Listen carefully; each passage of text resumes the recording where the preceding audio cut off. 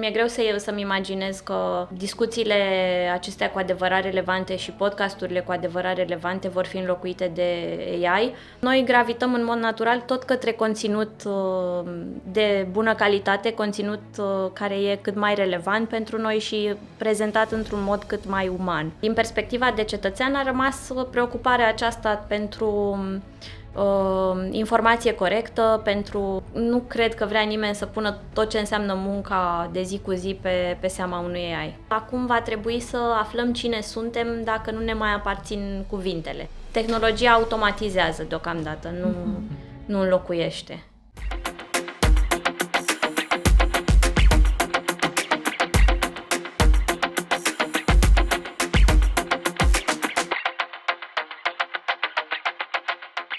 Bine ați venit la podcastul Lider Autentic. Aici explorăm povești reale despre ceea ce înseamnă să fii lider într-o lume care se schimbă din ce în ce mai repede. Marketingul este peste tot. Diferența este că astăzi nu mai este doar despre expunere, ci și despre personalizare. Vedem reclame care parcă ne citesc gândurile, însă nu se întâmplă tocmai asta, ci apare acest lucru tocmai pentru că datele spun deja foarte multe lucruri despre noi. Pentru companii, marketing nu mai este ceva ce ar putea să apară așa ca un ideal, ci este direct legat de creștere sau de lipsa ei. În același timp, marketingul s-a fragmentat. Avem brand, produs, content, social media, performance, AI. Puține domenii s-au schimbat atât de rapid, într-un timp atât de scurt. Astăzi vorbim despre cum arată marketingul real, nu cel din manuale, cu Elena Constantinescu. Peste 20 de ani de experiență în jurnalism, PR, marketing în tech, local și internațional, global. Elena, bine ai venit! Bine v-am găsit, vă mulțumesc pentru invitație. Cu drag! Sunt curioasă cum anume s-au legat și ce ai adus cu tine din tot acest parcurs profesional. Cred că lucrurile cu adevărat valoroase sunt acolo și de multe ori uităm de ele. Mi-amintesc că în primul an de facultate, una dintre primele lecții învățate la jurnalism a fost cum construiești o știre. Și e modelul acela clasic cu piramida inversată, în care pui ce e mai important, detaliile cu adevărat importante primele și ulterior scade importanța sau relevanța informațiilor pe care le prezinți, astfel încât dacă parcurgi doar începutul să ai în continuare esențialul informației și lucrurile acelea le-am aplicat în perioada jurnalismului, le-am aplicat în anii de jurnalism și cred că fără să-mi dau seama am preluat o bună parte din acele cunoștințe și le-am aplicat și ulterior în zona de relații publice, de PR și de marketing, pentru că din fiecare experiență am învățat să îmi schimb perspectiva, să aduc cu mine și perspectiva oamenilor cu care interacționam. Din perspectiva de jurnalist, interacționăm foarte des cu branduri și cu reprezentanții ai brandurilor, persoane în poziții executive sau purtători de cuvânt și atunci cumva în momentul în care am făcut schimbarea asta către zona de relații publice, am dus cu mine perspectiva de jurnalist și atunci știam ce așteaptă jurnaliștii de la o persoană de PR sau de la un brand.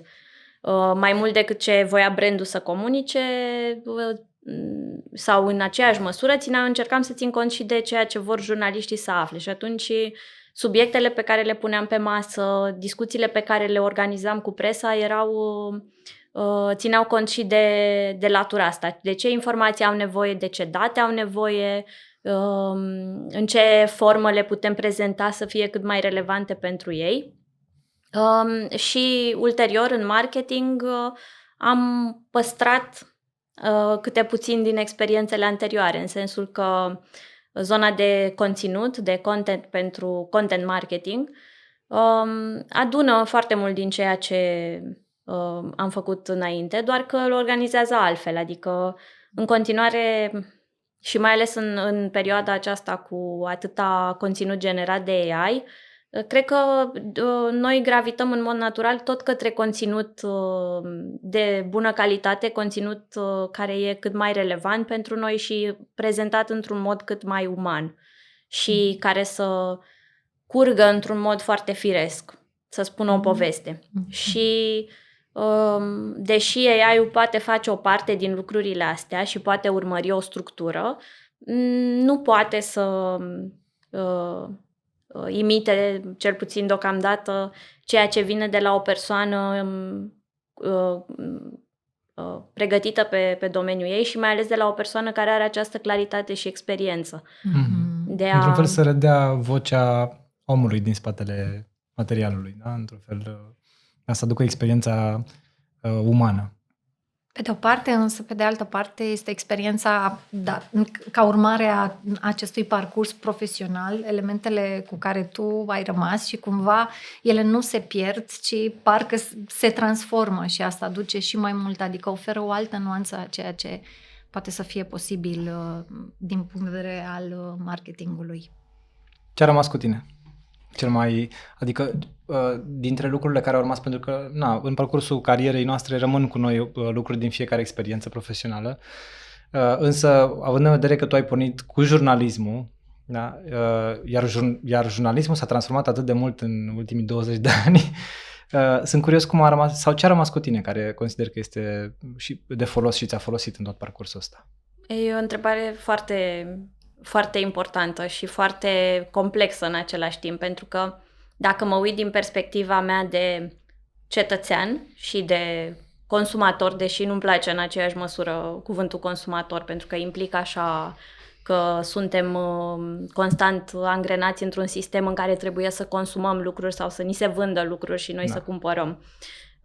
Din perspectiva de cetățean a rămas preocuparea aceasta pentru informație corectă, pentru cât de importantă este pentru o comunitate sănătoasă, pentru o societate sănătoasă și atunci cred că inclusiv în vremurile în care trăim acum, cu oameni care se informează foarte mult din social media, cu fake news, cu dezinformări pe care de multe ori le vedem propagate pe social media, se viralizează lucruri care nu sunt neapărat adevărate sau sunt pe jumătate adevărate, restul fiind cumva informații denaturate acolo. Cred că e foarte important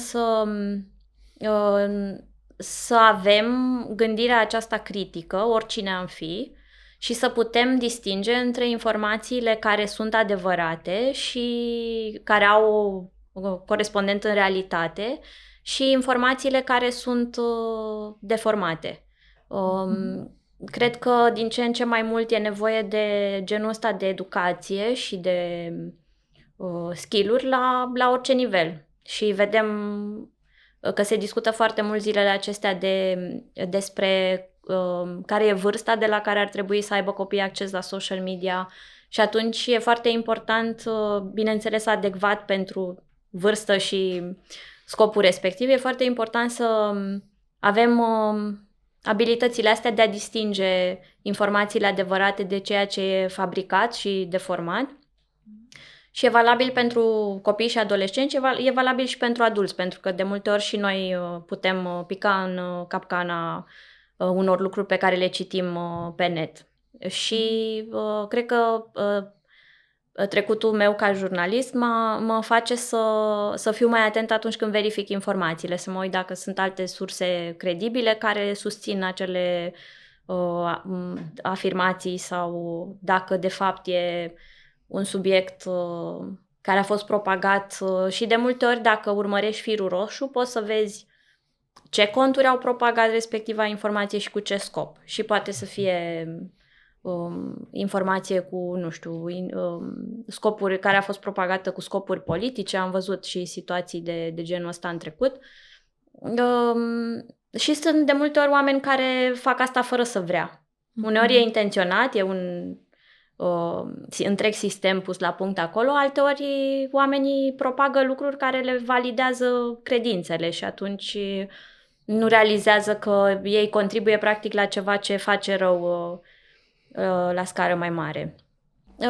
Ce a mai rămas din experiențele anterioare, probabil etica de muncă, adică încrederea asta că și dacă nu știu astăzi, pot să învăț lucrurile și deschiderea de a învăța, deschiderea la feedback. Sunt lucruri pe care le-am cules pe parcurs, nu toate din același loc, dar cred că sunt universale și ele te pot duce în locul următor în care vrei să ajungi, indiferent cine ai fi. În ce fel jurnalismul este astăzi un instrument care mai poate demonstra aceasta? Pentru că, într-un fel, ce am auzit de la tine este că, practic, social media și tot mediul în care se propagă informația astăzi este un mediu care nu este controlat, nu este validat, dacă vrei, sau nu există un mecanism care să verifice informația asta și care să filtreze, pe de-o parte, ceea ce este relevant și ceea ce nu e relevant, sau, pe de altă parte, ceea ce este cu scop de, nu știu, propagandă sau manipulare și așa mai departe.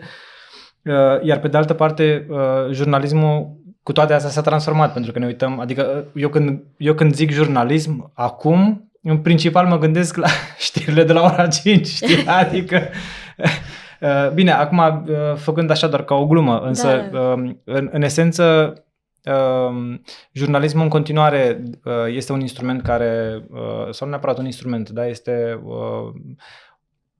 un fel, un mod prin care oamenii au contact cu restul lumii, da?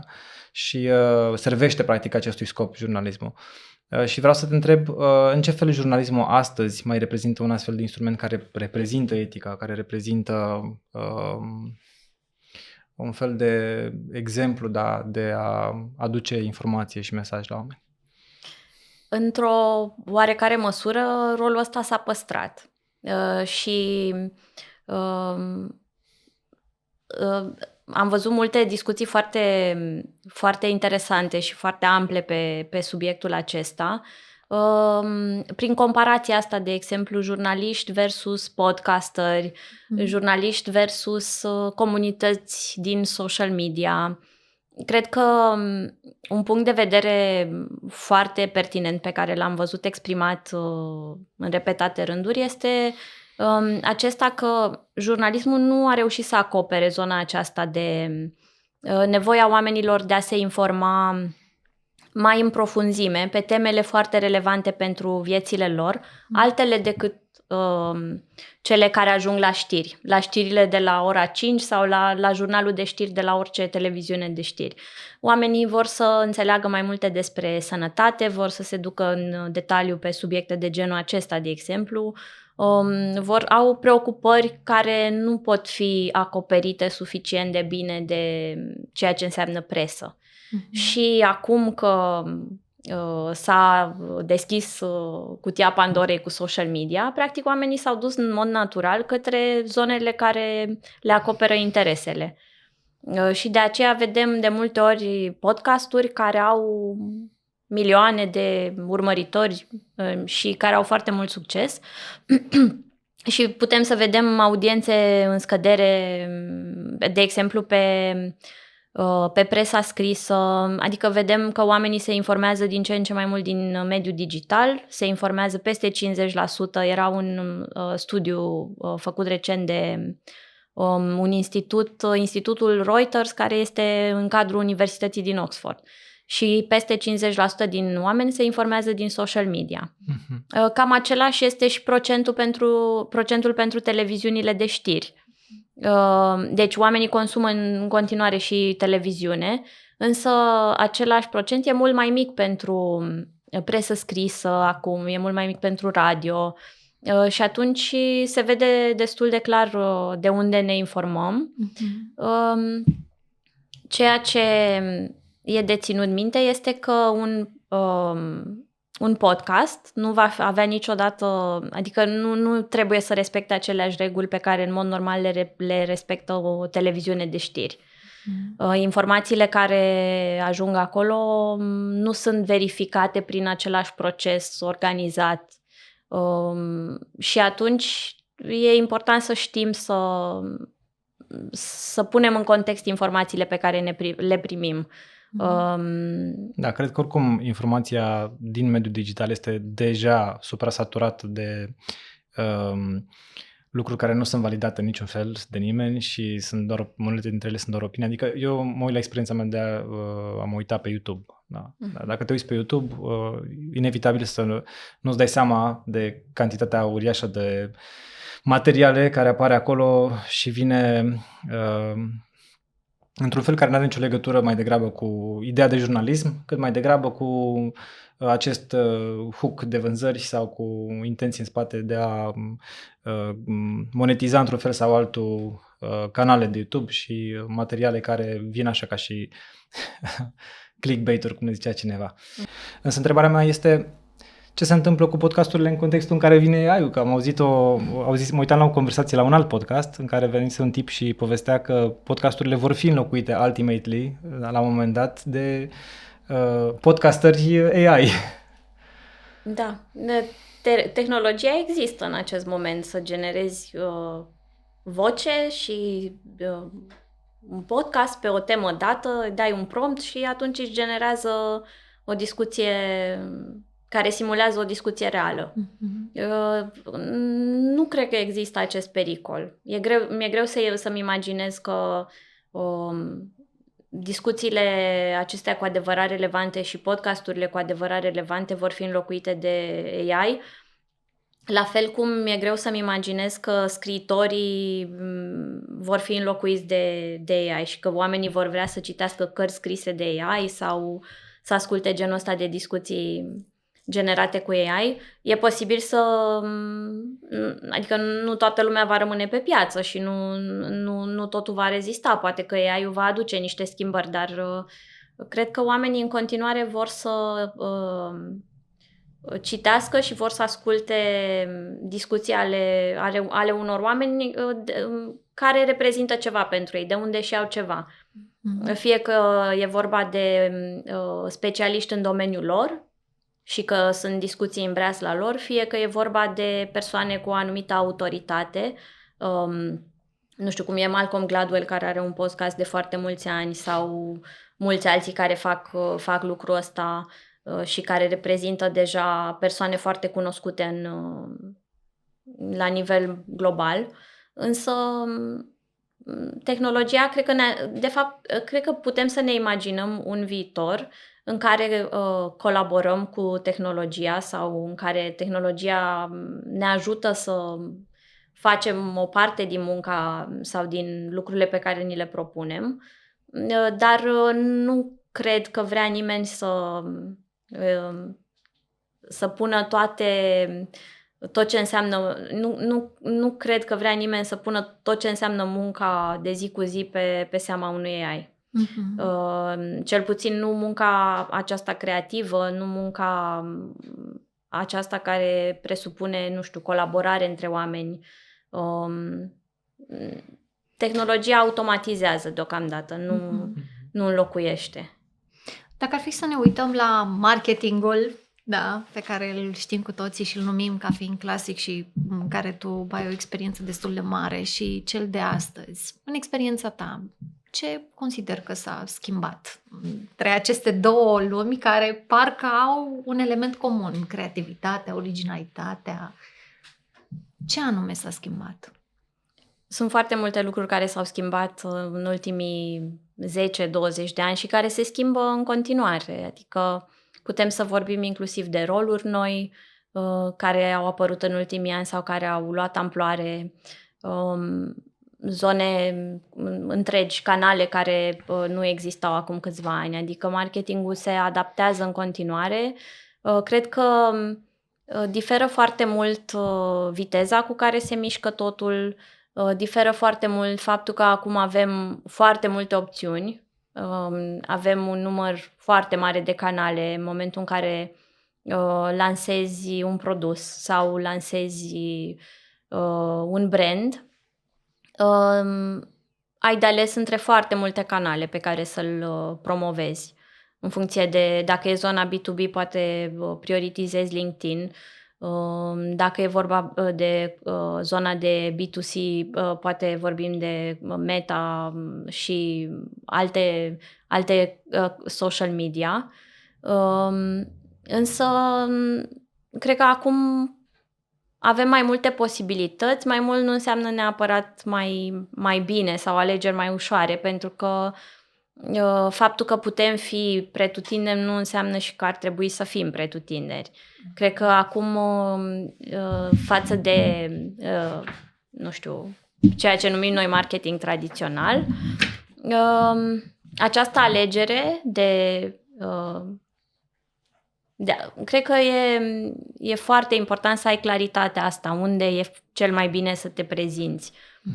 Și cred că cel mai important lucru pe care îl avem acum și care înainte nu era la fel de la îndemână pentru toată lumea, este zona aceasta de date. Adică în momentul în care lansezi ceva, e mult mai ușor acum să verifici dacă funcționează, fie că vorbim de campanii sau de... Și e mai ușor să vezi dacă te-ai poziționat corect și să te redresezi mai repede. Eu mi-aduc aminte când eram la începutul carierei și marketingul în general era despre suprafață, real estate. Să ai billboard-uri, să ai pagini, să ai cât mai multă suprafață acoperită cu mesaje de marketing și așa mai departe. Astăzi pare că toată lumea asta a devenit mai complicată, și complexă, și complicată, și haotică de asemenea, mai ales pentru mine, nefiind la bază un marketer. Și vreau să te întreb, din perspectiva unui specialist, da? Ce i-ai recomanda cuiva care vrea să pornească ca și antreprenor, adică vrea să-și facă un business, o afacere, care este un punct de început bun, având în vedere că pe net vezi o grămadă de materiale despre personal branding, despre ce canale să folosești, despre viralitate, sunt o grămadă de chestii. Cum ar arăta un început bun pentru cineva care pornește o afacere nouă? Apropo de ce spuneai mai devreme, e cu faptul că marketingul e așa ceva ce pui pe un billboard cât mai mare și cred că unul dintre lucrurile pe care le aud marketerii și a devenit așa ca o glumă în meseria asta este fă logo-ul mai mare. Logo-ul mai mare. Exact. Și da, cred că e o întrebare foarte bună. În acest moment, atenția noastră a tuturor e diminuată și atunci ca să ai o lansare care să conteze ca antreprenor, e foarte important să te gândești foarte bine. Ce alegi unde alegi să te promovezi, pentru că din nou, nu cred că e recomandat, adică pot să fie diferențe de la un caz la altul, dar în cele mai multe cazuri nu cred că e recomandat să pornești cu toate odată și să fii peste tot, să-ți propui asta. Cred că poate să fie tocmai contraproductiv să-ți propui să acoperi prea multe. Și atunci cred că alegerea corectă este să-ți propui să fii prezent pe 2-3 canale maximum, dar să faci lucrul ăsta coerent de la început. Cred că sunt foarte mulți pași până să ajungi la marketingul propriu-zis, adică să te promovezi pe anumite canale sau să-ți faci site-ul tău sau orice ar însemna lucrul ăsta. Cred că e foarte important să ai foarte clar ideea de business și să ai foarte clar în minte ce problemă rezolvi tu, pentru cine e audiența ta, și să ai o analiză de piață făcută. Să înțelegi cu cine mai concurezi, să înțelegi cum se promovează cei care deja au succes în zona pe care o vizezi, să înțelegi practic care e locul tău în peisajul deja existent. Și odată ce ai clarificat acest lucru, următorii pași ar trebui să fie mult mai ușori, ar trebui să fie mai clari. Eu de la asta aș începe. Și de la asta aș recomanda oricărui antreprenor la început de drum în a se promova în zona de marketing să-și clarifice, fie împreună cu o echipă sau un specialist în zona asta, fie singur, unde se poziționează. Și apoi partea aceasta de promovare devine mai simplă și depinde foarte mult de domeniu, pentru că sunt domenii în care dacă ai clienți foarte mulțumiți care deja te recomandă, e cel mai bun marketing. Adică zona asta de word of mouth, zona aceasta de am încercat produsul sau am lucrat cu persoana aceasta și o recomand. Recomandările, da. Da, zona de recomandări e foarte, foarte importantă pentru orice fel de business. Și, bineînțeles, partea aceasta de promovare, adică oamenii trebuie să înțeleagă ce le oferi și să acoperi o nevoie relevantă pentru ei. Și dincolo de asta, nu cred că există o rețetă. Cred că depinde foarte mult dacă e vorba de un produs B2B, dacă e vorba de B2C. Diferă foarte mult discuția dacă vinzi șosete sau, nu știu, farfurii sau orice lucru tangibil, foarte, foarte concret. Și partea aceasta de produse, nu știu, software, de exemplu, devine mult mai greu să explici ce face dacă ai un produs software, o platformă, dacă vinzi niște soluții din zona asta de servicii de business. E mai greu să explici ce aduci și discuția e mai complexă. Perioada de care prospecții tăi au nevoie ca să înțeleagă și ca să evalueze dacă le oferi ceva de interes pentru ei e mai lungă. Cred că diferă foarte mult și cred că și noi am ajuns să interacționăm diferit cu brandurile și să ne gândim diferit la ele, pentru că și asta nu e o discuție nouă sau care să fi început acum de când există social media. Cred că putem să ne uităm în spate, nu știu, spre anii 70-80 chiar, înainte să existe brandurile foarte mari, oamenii se uitau la produsele individuale, se uitau la nevoia pe care o acoperă.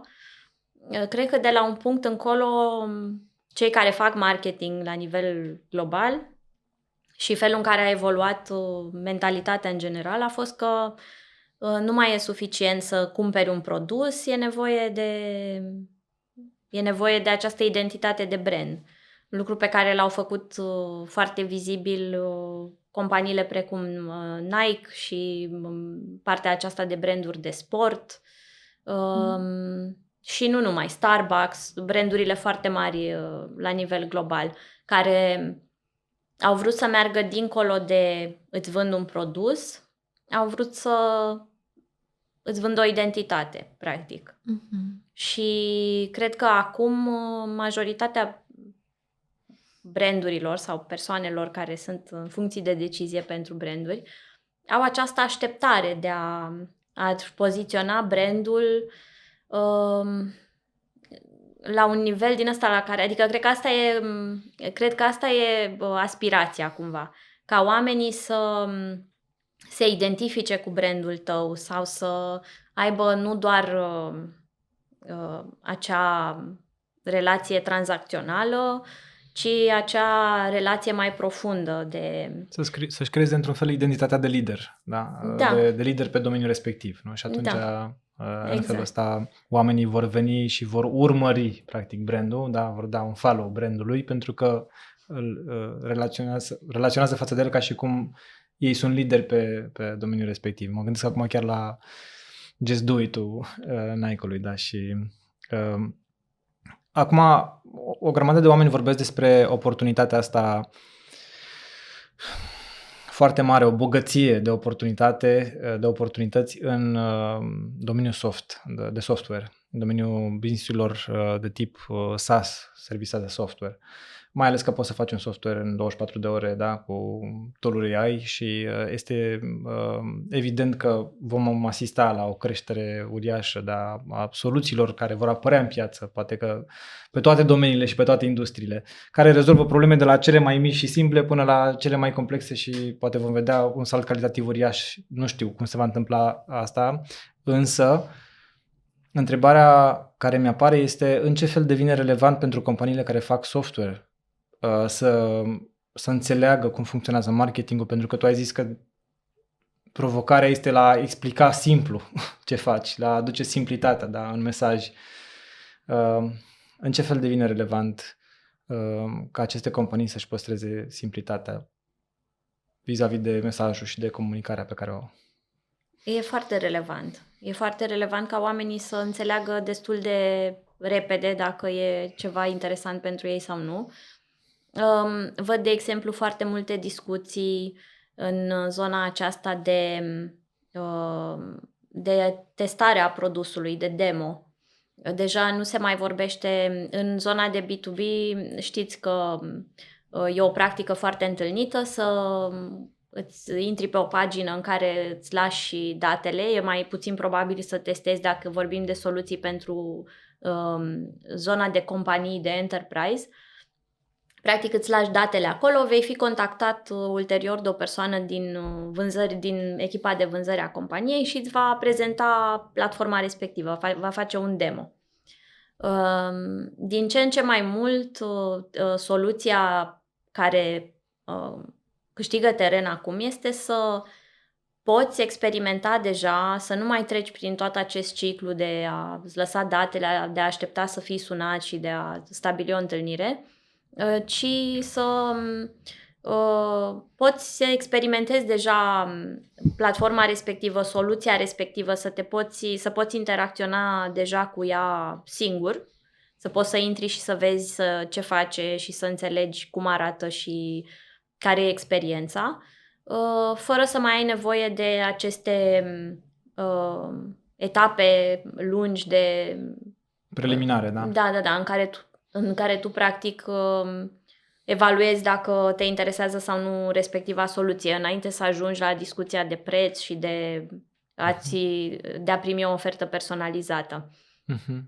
Dincolo de acest lucru, cred că în continuare cheia este la client și cred că asta e marea provocare pentru majoritatea companiilor și majoritatea brandurilor, inclusiv din zona de software. Clienții îți oferă feedback și de multe ori îți oferă și feedback-ul pe care nu vrei să-l primești. Adică în ziua de astăzi ai multe site-uri pe care clienții tăi, ca brand, să zicem, de software, există foarte multe site-uri pe care primești recenzii și de asemenea există această tendință pe care noi o avem ca oameni de a lăsa mai degrabă recenzii atunci când suntem supărați decât atunci când e ceva atunci când totul merge bine. Adică în momentul în care ai avut o experiență foarte proastă, mai degrabă te duci, ești proactiv și te duci și găsești site-urile, nu știu, pe Google Reviews sau pe un site de genul Trustpilot, Gartner, toate au genul ăsta de opțiuni și te duci acolo și spui exact de ce nu funcționează și de ce nu primești valoare și lucruri de genul acesta. Practic e feedback. Nu e feedback-ul pe care vrei să-l primești, dar dacă urmărești datele de genul ăsta, e foarte simplu să înțelegi unde sunt problemele clientului și ce poți să prioritizezi, ce poți să repari sau unde e percepția, că poate percepția nu e cea corectă și să te întrebi ce îți generează o percepție deformată în piață și atunci cred că adică datele sunt acolo, de multe ori nici nu trebuie să le ceri, dar de asemenea companiile care fac lucrul ăsta cum trebuie cer periodic părerea clienților prin survey-uri, și sunt câteva destul de cunoscute și Pe lângă aceste măsurători, să zicem, standardizate, există posibilitatea de a vorbi cu clienții sau există mai nou o mulțime de tool-uri care îți documentează interacțiunile. Adică echipa ta de vânzări vorbește cu clienții respectivi, află și ce merge și ce nu merge. Acele înregistrări, bineînțeles cu acordul clienților, sunt la dispoziția inclusiv oamenilor de marketing de multe ori din companiile respective. Adică poți să te duci să înțelegi în detaliu experiența. Cred că una dintre provocările foarte mari pe care le au oamenii de marketing în companii, cel puțin în companiile mai mari, este aceasta, că nu au acces direct la piață, la oamenii care le folosesc produsele. De multe ori, echipele de marketing sunt cu un pas în urma echipelor de vânzări. Și de aceea poate apărea și acest decalaj, adică... Ce poate face un departament de marketing cu informațiile astea? Să le proceseze cum trebuie și să le integreze în felul în care comunică. Și nu doar asta. În mod ideal, un departament de marketing care funcționează este în legătură cu toate celelalte departamente cheie din companie, adică și cu vânzările, și cu produsul, și cu leadership-ul companiei. Și atunci e parte dintr-o decizie mai amplă. Dacă în compania respectivă toată lumea e de acord că vrea se folosește foarte mult această expresie de a fi customer-centric și de a pune clientul în centrul activității. Sunt companii care majoritatea își propun, puțin să zicem reușesc sau reușesc în măsura în care își propun. Însă companiile care și-au setat această direcție și care o urmăresc în mod autentic, fac asta constant, integrează feedback-ul din piață și feedback-ul clientului în felul în care își gândesc produsul, în felul în care își gândesc dezvoltarea. De multe ori există acest feedback loop cumva organizat, adică sunt clienți invitați să testeze, nu știu, produse în fază de pilot sau să dea feedback și să testeze mai devreme, înainte de lansare, anumite componente. Și atunci acest dialog se întâmplă uneori chiar înainte de lansare. Am pornit de la antreprenori, am ajuns la organizații mari, am vorbit despre companii de software.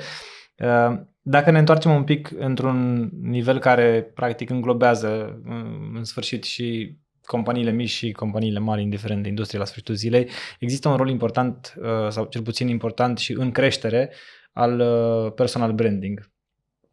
Cum te ajută personal branding în special pe aceste niveluri de dezvoltare, de la antreprenor, one-man show până la organizație foarte mare? Cred că a-ți construi brandul personal te poate ajuta indiferent cine ești. Ca antreprenor, clar, te ajută să ai și un brand personal, pentru că dincolo de produsul sau de serviciile pe care le oferi, avantajul acesta că oamenii te cunosc și există încă un strat la ceea ce înseamnă ce construiești tu. Dar de asemenea cred că și din poziția de angajat e relativ simplu, e mai simplu decât pare și e bine să ai un brand personal, pentru că te ajută să devii mai vizibil în domeniul tău, te ajută să interacționezi cu alți profesioniști ca tine. E mai ușor și atunci când vrei să schimbi jobul, de exemplu, dar nu e doar cu scopul acesta.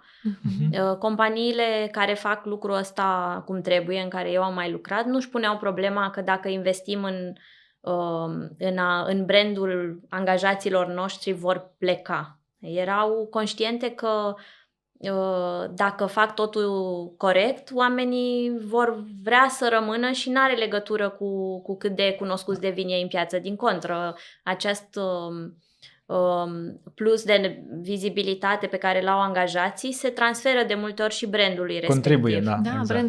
brandului de angajator, brandul de companie, da. Da, ajută foarte mult să ai un brand personal. Nu cred că e obligatoriu. Cred că în acest moment, mai ales pe LinkedIn, pentru că e o platformă care combină zona aceasta de recrutare și de a-ți clădi cumva vizibilitatea în mediul profesional și combină și zona aceasta de conținut. Adică oamenii merg acolo și e diferit pentru ce mergem pe LinkedIn. Nu știu, sunt oameni care caută sfaturi pe domeniul lor, sunt oameni care caută exemple, modele sau soluții la problemele cu care se confruntă sau pur și simplu își caută o comunitate cu care să interacționeze. Cred că e foarte prezentă ideea de trebuie să ai un brand personal și nu cred că e musai. Cred că poți să funcționezi foarte bine și fără un brand personal.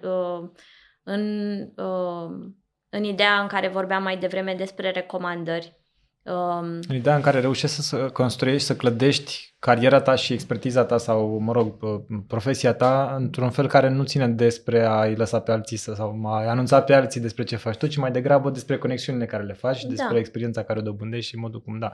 Da, adică ai un brand personal în lumea reală. De multe ori chestia asta e mult mai importantă și dincolo de asta nu cred că există o rețetă. Poți să fii foarte prezent în mediul digital, poți să lucrezi foarte activ la construirea unui brand personal sau poți să faci asta foarte puțin spre deloc. Cred că e foarte important să nu există o discrepanță între realitate și brandul pe care îl construiești în mediul digital. Cred că acolo apar cu adevărat problemele care după aceea sunt foarte greu de rezolvat. Da, uite, de aici îmi vine întrebarea, construim brand personal pentru algoritm, pentru a urma tendințele pieței actuale în marketing, da, sau în sfera platformelor sociale sau cum începem să facem primii pași în acest demers de a construi conștient un brand personal? Din nou, nu știu dacă există o rețetă, dar cred că există niște puncte bune de pornire. De exemplu, te poți gândi și cred că majoritatea oamenilor cu care eu am discutat pe tema aceasta și cu care am lucrat,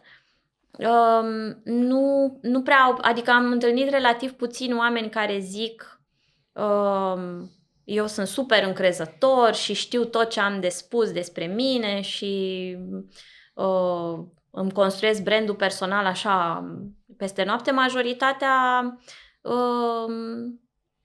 au de fapt de clarificat, majoritatea sunt în extrema cealaltă. Da, oare ce aduc eu aici? Oare despre ce să vorbesc? De multe ori oamenii nu realizează câte știu și câte lucruri pot să acopere și atunci cred că de unde aș începe ar fi să se gândească la lucrurile pe care le-ar spune colegii lor, la calitățile pe care le au, la feedback-ul bun pe care l-au primit.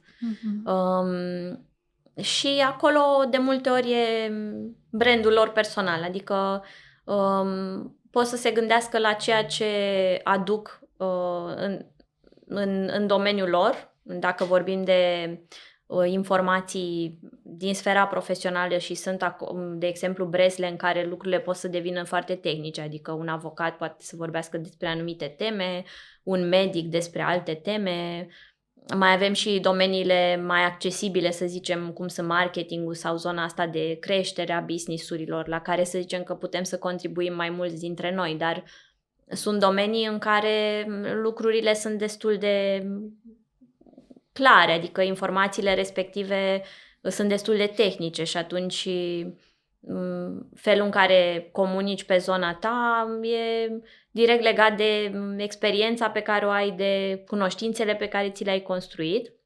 Dar dincolo de asta este ceea ce noi numim soft skills sau, de fapt, eu prefer să le numesc skill-uri personale, adică e vorba despre calitățile umane care te diferențiază și mai ales în epoca AI, cred că e foarte important să fim conștienți care sunt calitățile noastre din sfera aceasta umană, adică dacă ai capacitatea de a colabora foarte bine, dacă ai capacitatea de a aduce oamenii la aceeași masă și de a-i ajuta să colaboreze, acestea sunt lucruri care valorează foarte mult și de multe ori sunt mai greu de măsurat sau de multe ori sunt subestimate, dar ele pot să contribuie foarte mult în felul în care funcționează o echipă. Pentru ownerii de afaceri, pentru antreprenori și pentru cei care sunt în pozițiile astea de management, leadership, care este cea mai mare oportunitate pe care o au în momentul în care investesc în dezvoltarea brandului personal? Văd din ce în ce mai multe companii care caută, de exemplu, oameni de marketing care să îi ajute pe fondatori să se poziționeze. Și a devenit, apropo de ce ziceam mai devreme, cu joburi relativ nou create, există din ce în ce mai mult această comunicare sau conținut care este axat pe a construi brandul fondatorului. Cred că e foarte important atunci când faci asta să-ți fie clar de ce faci lucrul ăsta. Dacă vrei să-ți construiești brandul doar pentru că ai un obiectiv pe termen scurt, s-ar putea să nu fie totul, să nu meargă foarte bine. Să câștigi followeri, de exemplu. Dacă exact. Să câștigi followeri sau dacă ai un obiectiv de business pe care vrei să-l atingi mai ușor prin prezența pe care o ai în mediul digital sau pe LinkedIn. Cred că ideal este să te gândești pe termen lung, ca în orice lucru care contează. E foarte important să construiești pe termen lung și aici nu cred că există o rețetă. Cred că unii fondatori au un mix, de exemplu, de subiecte pe care le aduc acolo, fie că vorbesc doar despre business-ul lor. E o zonă foarte interesantă aceasta, construitul lucrurilor în public, adică sunt fondatori care vorbesc foarte deschis despre ceea ce se întâmplă în companiile lor și cumva asta atrage atenția pentru că sunt oameni care pot să învețe din ceea ce împărtășesc ei acolo. Și lucrurile merg până la experiența lor ca oameni, nu știu, întâmplări din familiile lor, discuții despre cine sunt ei în afara jobului, despre pasiunile pe care le au, fie că vorbim despre alergat sau... cred că fiecare își alege unde se situează și ce e confortabil să pună pe social media și ce nu. Nu cred că suntem toți la fel. Și cred că asta contează foarte mult, dar ceea ce aș spune este că de cele mai multe ori genul ăsta de tendințe pornesc de la oamenii care au făcut asta în mod organic și natural. Adică și eu urmăresc și probabil și voi urmăriți fondatori care comunică fără ajutorul unui om de marketing. Și cred că din multe puncte de vedere acolo se întâmplă lucrurile cele mai autentice. Și nu e nimic în neregulă să ai nevoie de un om de marketing care să-ți traducă puțin ideile și cunoștințele pentru mediul ăsta. Dar și acolo trebuie să existe un transfer de informații, pentru că e foarte greu. Oamenii de marketing nu au calități telepatice. De multe ori în companiile noastre și uităm lucrul ăsta. Adică de multe ori le cerem oamenilor de marketing să scrie pe, nu știu, teme foarte diverse, de la zona de cloud, la zona de securitate cibernetică, la, nu știu, sisteme de nu știu care industriale și trebuie să avem în vedere că oamenii de marketing sunt specializați în marketing. Ei nu pot să înlocuiască experții în zona aceea. Cel mai bine funcționează lucrurile dacă cineva cu experiență și cu cunoștințe pe zona respectivă, fie că e vorba de zona tehnică din IT, fie că e vorba de orice altă zonă, dacă acele informații sunt puse la dispoziția departamentului de marketing și de multe ori și pasul ăsta e insuficient. De cele mai multe ori trebuie să existe un schimb de informații, adică această posibilitate de a pune întrebări și de a îți clarifica ce este acolo. Adică dacă doar pui în brațe documentație de 50 de pagini și nu mi explici, s-ar putea ca eu să ratez zonele care sunt cele mai valoroase acolo, pentru că în ultimă instanță marketingul funcționează așa că traduce practic valoarea din compania respectivă și din mesajul, din brandul respectiv.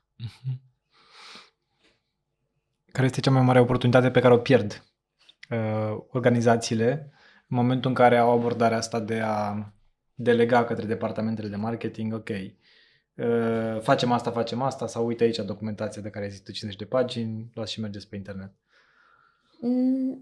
Nu o să se întâmple nimic important. O să se bifeze cele mai mari șanse sunt că se vor bifa niște task-uri, niște sarcini. Marketingul probabil că va lua lucrurile respective și va veni va livra ceva, pentru că asta e cerința, dar probabil că se vor rata cele mai importante oportunități acolo. Cred că aici poate să facă diferența un om de marketing cu experiență și care își face meseria cu simțul răspunderii. Cred că va avea curajul, și e important să aibă curajul să zică n-am tot ce-mi trebuie înainte să mă apuc să muncesc. Nu înțeleg ce înseamnă asta, trebuie ne lipsesc informațiile A, B și C. Și cred că persoanele care au experiență știu să se miște sau experiență în general sau în compania respectivă. Știu exact la cine să meargă, să pună întrebările respective și să-și completeze informațiile care lipsesc. Și de multe ori e nevoie de acest exercițiu de constant, adică ok, am creat ceva. Asta e poziționarea noastră sau asta e comunicatul de presă, nu știu ce lucrăm noi acolo. Și trebuie să existe feedback din direcția cealaltă și cred că în ultimul timp văd din ce în ce mai puțin timp alocat acestei etape care e foarte importantă de a itera. Adică și de multe ori și eu și persoanele pe care le mai cunosc în zona de content marketing au această, din nou, expresie care a devenit un fel de glumă a meseriei, a acestui rol, cu primul first ugly draft. Adică primul draft probabil că nu va fi foarte bun niciodată.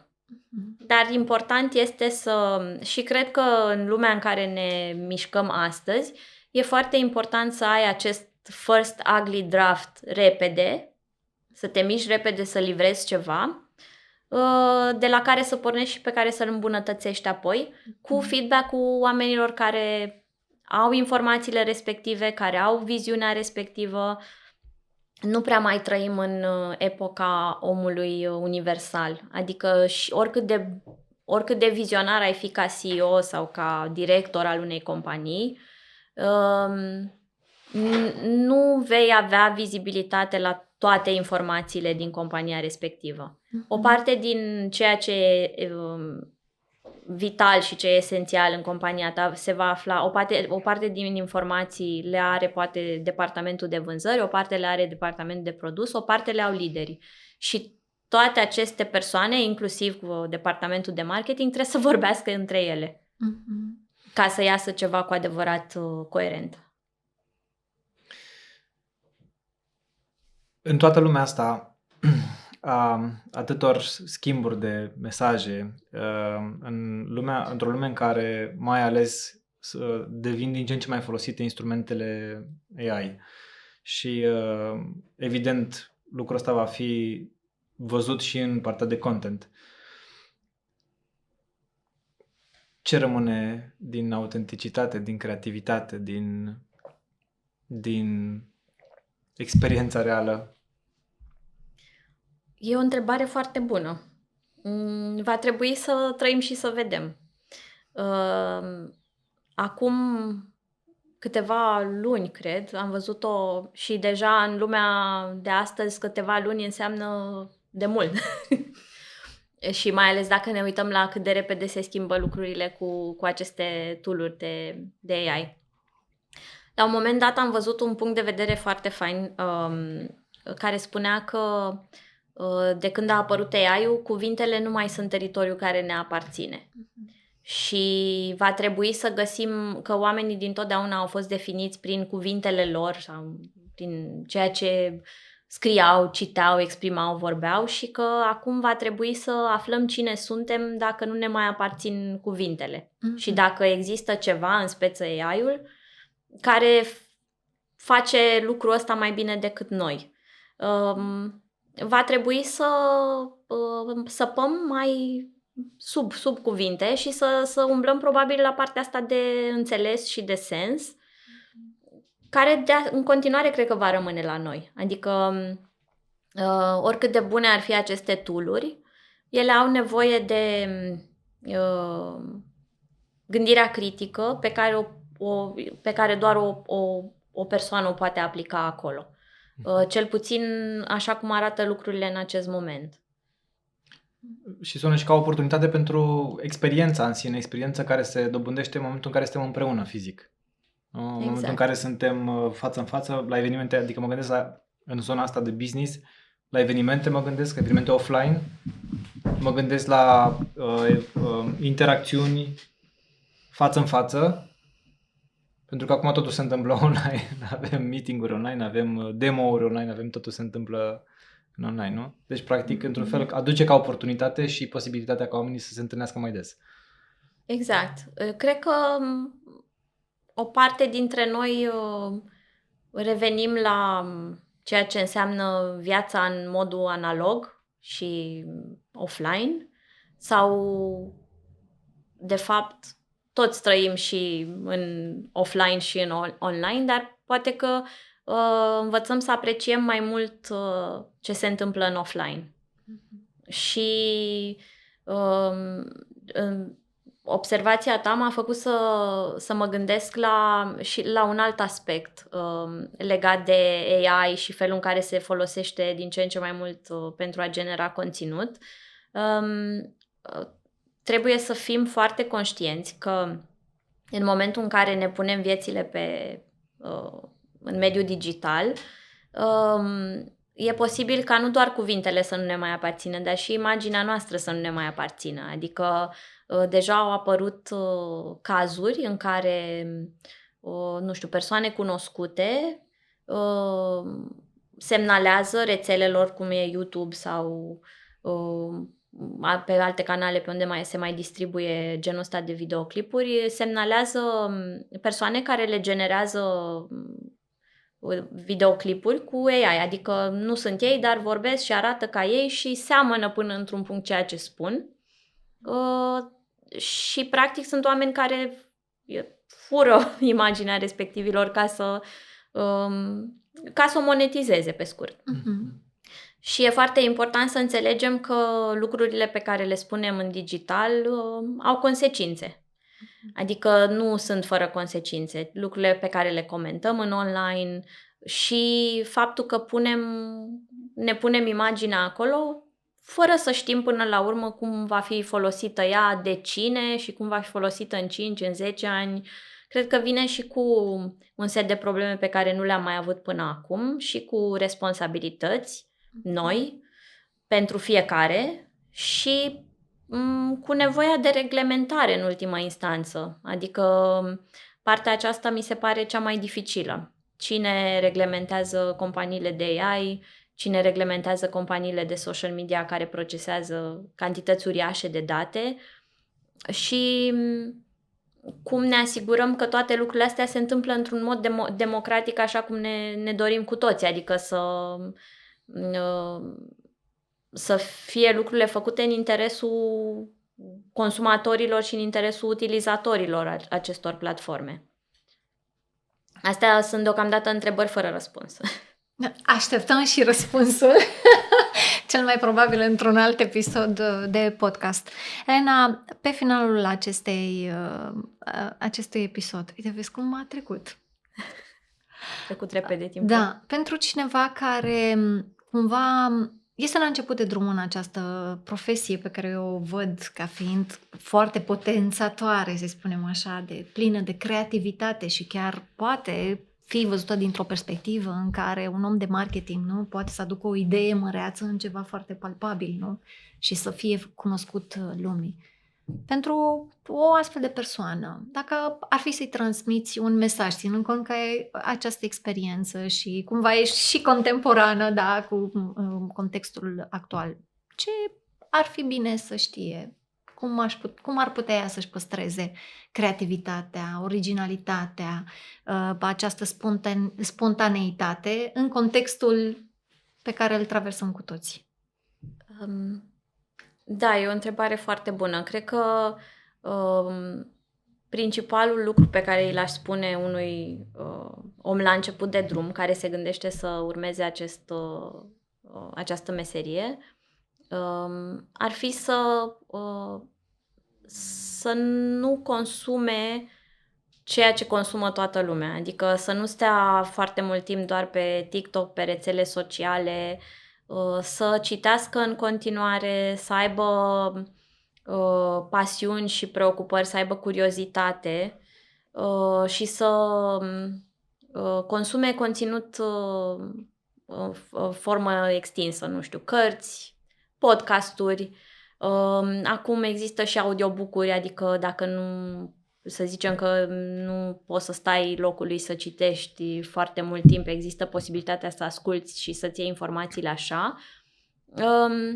Cred că e un risc foarte mare pe care îl avem cu toții și marketerii în domeniul lor, este că acum se viralizează anumite tendințe, se viralizează anumite exprimări, anumite idei. Nu se viralizează întotdeauna ce e cel mai bun. Și atunci riscul este să ajungem să vorbim toți la fel, să spunem aceleași lucruri, să propunem aceleași soluții și de aceea e important să ai și genul ăla de substanță și să ai capacitatea de a învăța și să ai curiozitate. Cred că asta te va ajuta oricând să schimbi macazul și să afli ce ți se potrivește cel mai bine. Pentru că cred că și dacă îți propui un anumit parcurs acum, dacă ai un rol pe care ai pus ochii și zici ăsta e rolul pe care vreau să-l fac, e posibil ca rolul respectiv să nu mai existe în 10 ani și atunci va trebui să ai calitățile care să te ajute să te îndrepți către altceva. De aici aș porni. Mulțumim! Îți mulțumim, Elena. A fost o discuție mult. extraordinar de valoroasă și sper să avem ocazia să mai extindem conversația asta, pentru că numai din ce ai spus ultima oară au apărut cel puțin 2-3 fire noi pe care mi-ar plăcea să le explorăm împreună. Îți mulțumim pentru că ai venit, pentru că am fost împreună în spațiul ăsta. Și pentru că ai readus și ne-ai reamintit că de fapt niciodată nu începem de la zero. Nimic nu se pierde, ci totul se transformă, doar să fim prezenți și să ne luăm din fiecare experiență ce este de luat și să ducem mai departe. Conectați, bineînțeles, cu realitatea în care trăim. Și eu vă mulțumesc. Vă mulțumesc pentru invitație și pentru această oportunitate de a sta de vorbă la o masă, nu printr-un ecran și oportunitatea asta de a mă gândi la ceea ce fac în fiecare zi, nu de a le face pe pilot automat, pentru că de multe ori cred că asta e pericolul ziua de azi. Da. Mulțumesc! Mulțumim și noi, Elena. Și noi, Elena.